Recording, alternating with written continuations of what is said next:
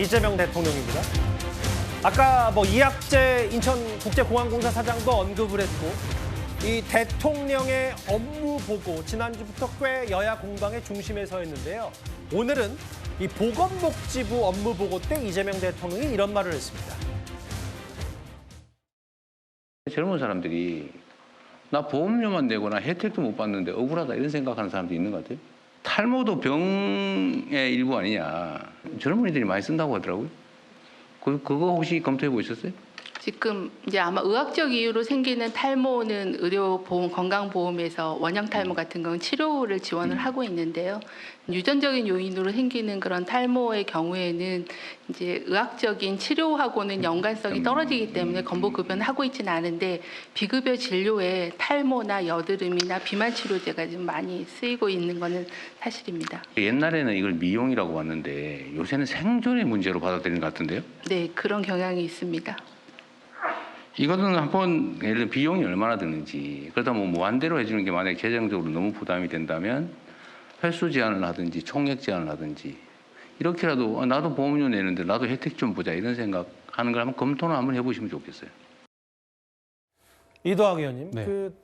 저도 탈모 관련해서 기억이 나요. 이재명 대통령이 지지난 대선 때 아예 머리까지 쓰다듬는 광고까지 찍으면서 홍보 영상까지.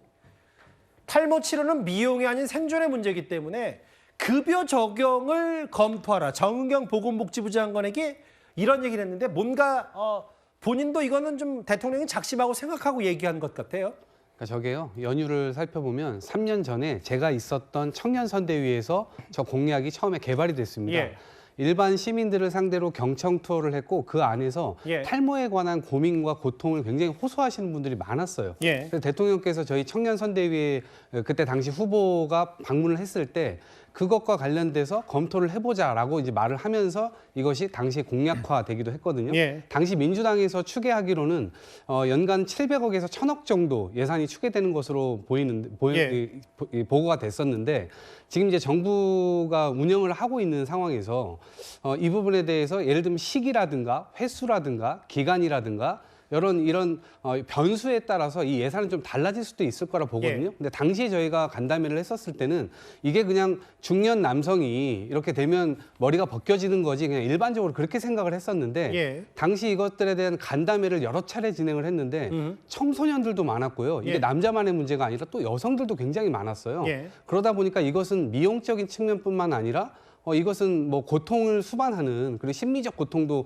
같이 수반되는 그리고 이게 1000만 명이 달하는 어떤 사람이 수요가 될 수도 있다 이런 이제 보고들도 나오면서 실제로 정책의 수요가 발현돼야 되는 것 아닌가 이러한 이제 문제 인식이 있었던 것 같고 예. 당시에는 공약했는데 이번 대선에서는 하지 않으셨거든요. 근데 아마도 그때 부담적인 어떤 마음 그때 예. 공약했었던 것을 잊지 않고 지금 저렇게 다시 이 부처 보고에서 활용하시는 것 같고요. 예. 아마 검토를 해가지고 이 재정 부담이 크지 않은 선에서는 일정 부분 시범 실시라도 해보지 않을까 이런 생각을 가져봅니다. 근데 이도학 의원께 바로 질문을 드릴 게 뭐냐면 이거는 또 바로 반박도 올라와서 의사 출신이죠. 국민의힘의 초선 한지혜 의원은 뭐라 그랬냐면 지금 쌓이고 쌓인 산적한 생존 관련 보건의료 민생부터 돌봐야 되는데 이게 약간 마치 이거에 보건의료 급여 적용을 하게 되면 또 재정 부담도 있고 한지혜 의원이 또 뭐라 그랬는지 한번 볼까요? 그러니까 야당에서 얘기하는 건 먹고 사는 문제일 수 있지만 죽고 사는 문제가 아니라서 현장 의사들, 의료 관련 좀 더 적확하고 민생 관련을 돌봐야 된다.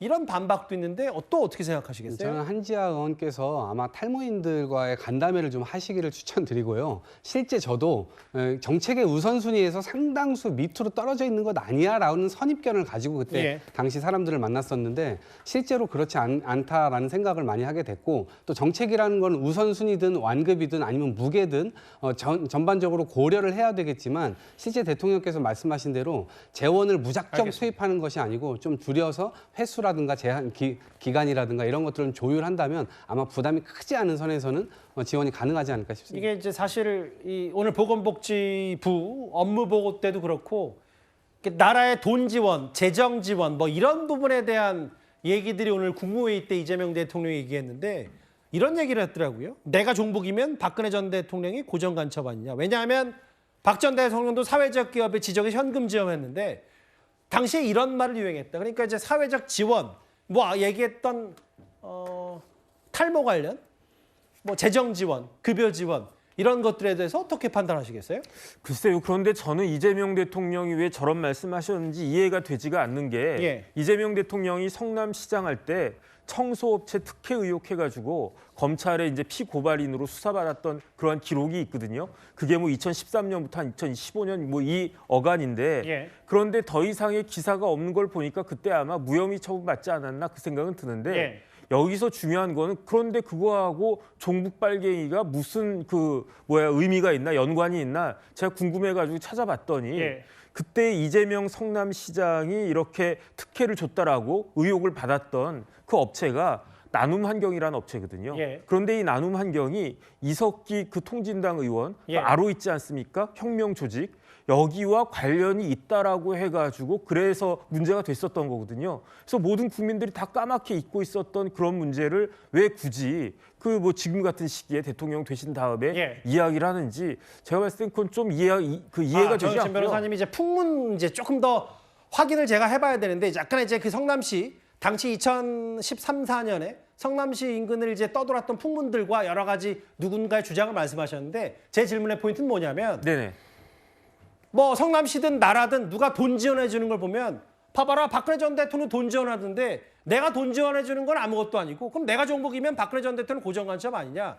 그만큼 사회적 지원 뭐 아까 얘기했던 탈모인들의 뭐 어떤 급여 지원 이런 현금성 지원의 정당성을 대통령이 본인 스스로 얘기하는 건데 제가 그거에 대한 개인 평가를 여쭤본 거예요. 아니 둘 다 문제가 저는 없다라고 생각을 갖다 하고요. 예, 예. 사회적 기업이면 그다음에 이제 소셜 밸류 이런 것들 예. 대통령이 말씀을 잘 하시는데 예. 그런데 저기서 왜 종북 고정가점 이야기가 나오는가 예. 그 부분에 대해서는 좀 이상하다 그런 생각이 드는 겁니다. 알겠습니다.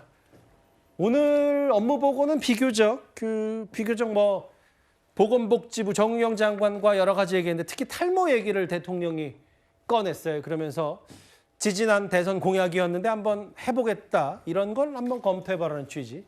저희가 준비한 3위였습니다.